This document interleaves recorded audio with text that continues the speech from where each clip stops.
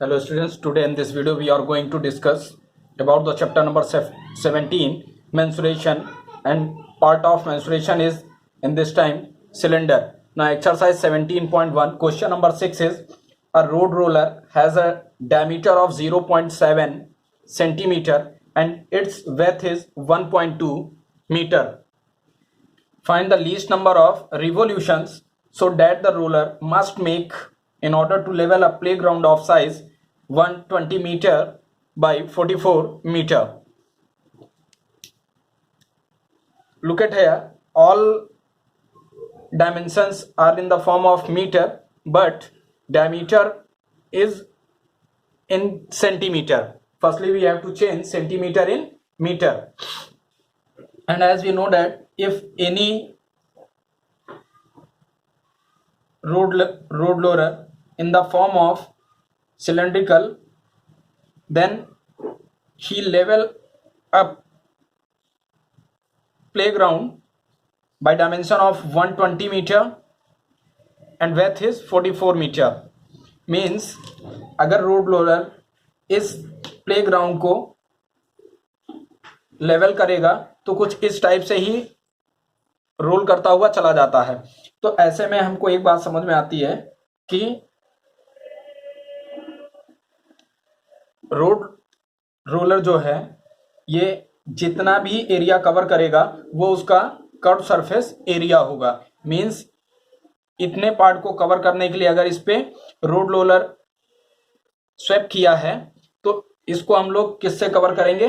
Curve surface area of road roller. It means कि road roller एक बार में कितना एरिया कवर करेगा वो उसके कर्व सरफेस एरिया के इक्वल होगा। इसलिए हम लोगों को यहाँ पर समझना पड़ेगा कि ये जो प्लेग्राउंड था, इस प्लेग्राउंड का जो डायमेंशन था 120 मीटर और 44 मीटर, इस डायमेंशन के रिगार्डिंग अगर हम लोग बात करें कि इसमें कितनी बार रोड रोलर को चलाना पड़ेगा जिससे कि ये पूरा ग्राउंड लेवल हो जाए, तो इसके लिए हमें क्या करना पड़ेगा? मीन्स सबसे पहले एरिया ऑफ प्लेग्राउंड निकालना पड़ेगा। इट मीन्स अगर हम लिखना चाहें तो लिख सकते हैं area of playground, area of playground is equal to CSA, curve surface area of road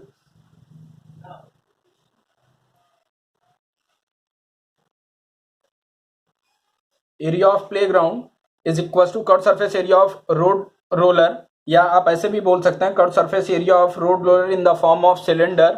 और ये हम लोग चूंकि सारे डायमेंशन हम लोग केवल डायमीटर सेंटीमीटर है इसलिए सबको मीटर कर देंगे तो curve surface area metre square में निकल आएगा इनटू नंबर ऑफ रिवोल्यूशन।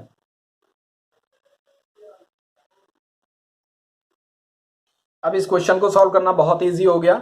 आइए एरिया ऑफ प्लेग्राउंड अगर हम देखें तो एरिया ऑफ प्लेग्राउंड निकालने के लिए साइज हमारे पास 120 into 44, now 120 into 44 is equal to curve surface of cylinder जो होता है वो फार्मूला क्या हो जाएगा? 2 pi R H into number of revolution को अगर हम लोग कैपिटल N लेट कर लेते हैं। अब यहाँ पर हम लोग सारी वैल्यू लाकर पुट कर देंगे। 120 into 44 is equal to 2 into pi की वैल्यू 22/7।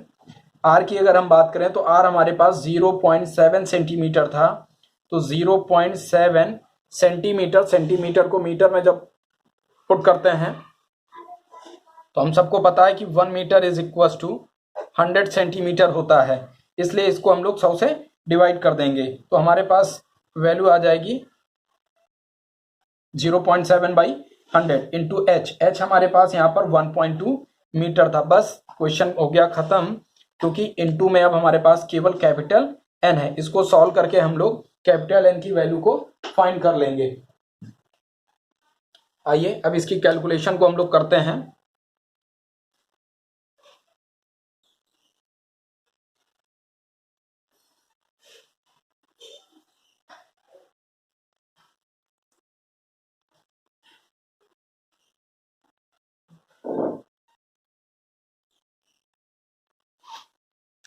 कैलकुलेशन में हमारे पास हो गया 120 into 44 is equal to 2 into 22/7 into 0.7 upon 100 into 1.2 into capital N। अगर हम लोग अब इसको ध्यान से देखें तो हमारे पास वैल्यू क्या आ रही है, पॉइंट हटाया 0 हो गया, पॉइंट हटाया अपॉन में 10 हो गया। और अब कैलकुलेशन देखने में थोड़ी सी आसान लगी हम लोगों को। अच्छा, वहां पे डायमीटर था, एक चीज और ध्यान देंगे, 0.7 डायमीटर गिवन था, तो डायमीटर को रेडियस में कन्वर्ट करने के लिए 2 से डिवाइड करेंगे। रेडियस वहां डायमीटर में थी इसलिए इसको 2 से डिवाइड करेंगे, शायद पीछे छूट गया था। तो आइए अब कैलकुलेशन हमारे पास सॉल्व करने में बहुत ज़्यादा टाइम नहीं लगेगा। देखिए 7 से 7 कट गया तो यहाँ 1 आ गया, 2 1 जा 2, 2 6 जा 12, 6 हो गया। और अब देखते हैं हमारे पास 22 1 जा 22 और ये 2 टाइम्स हो जाएगा, 2 से 2 कैंसिल आउट हो गया, मीन्स हमारे पास बचा क्या 120 इज इक्वल्स टू, यहाँ पर 1 हो गया, यहाँ 1 हो गया, अपॉन में 1000 हो गए into 6 upon 10 into N। Cross multiplication में अगर हम लोग चलें तो 2 3 जा 6 और 2 6 जा 60 हो गया, और ये 3 से कट होकर के 20, means 20 is equal to 1 upon, यहाँ पर हमारे पास 1000 इंटू 1/10 इंटू N है। नाउ सबको क्रॉस मल्टीप्लाई कर दें अगर, तो N इज इक्वल टू हो जाएगा 20 into 1000 into 10। Now N is equal to 2 1 2 3 4 5 0 लगा देंगे,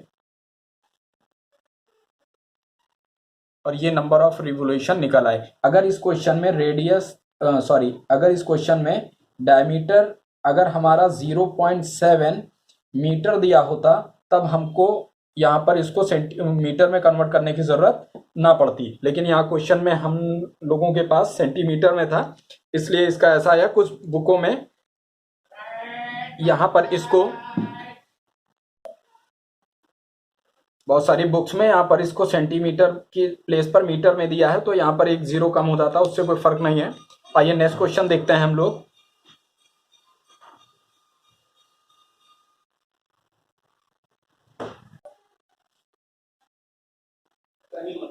क्वेश्चन नंबर 7 हमारे पास, a wooden pole is 7 metre high and 20 centimetre in diameter, find its weight if the wood weight is 225 kg पर metre cube. तो ऐसे question को solve करते समय अब सबसे पहले जैसे हम लोगों ने फिजिक्स में पढ़ रखा था कि density is equal to mass upon volume. तो इस फार्मूले का अगर यूज करें तो यहां से अगर हम मास की वैल्यू निकालना चाहें तो मास इज इक्वल टू हो जाता है डेंसिटी इनटू वॉल्यूम। तो अब यहां से अगर हम लोग देखें ये मास किस में गिवन है, तो मास को इन्होंने गिवन कर रखा है मीटर क्यूब में। नाउ तो ये जो मास हमारे पास गिवन है इसके प्लेस पर उसने पूछ रखा है weight of the pole. Now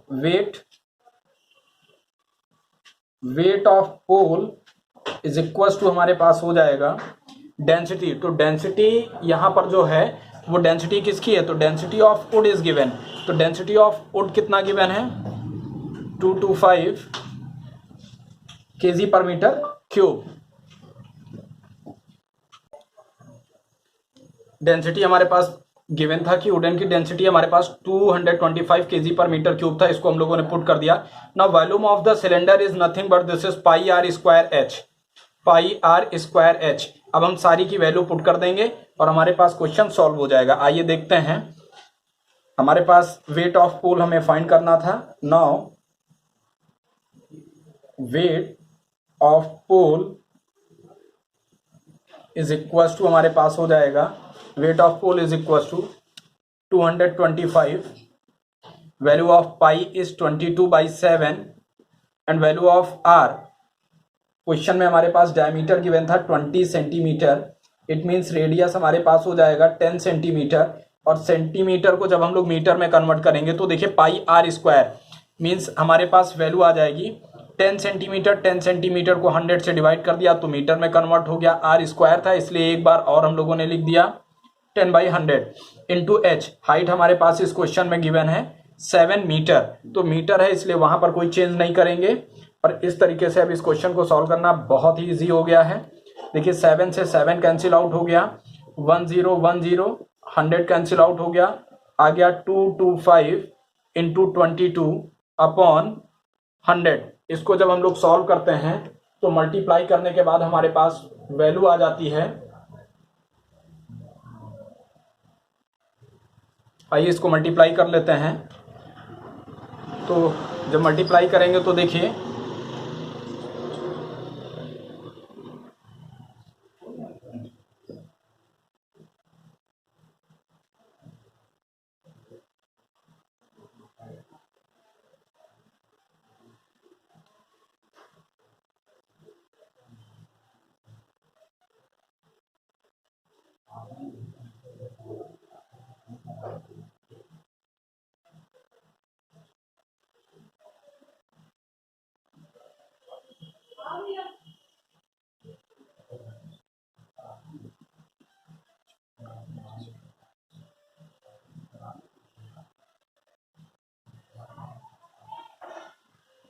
4950 upon 100, 1010 cancel out हो गया।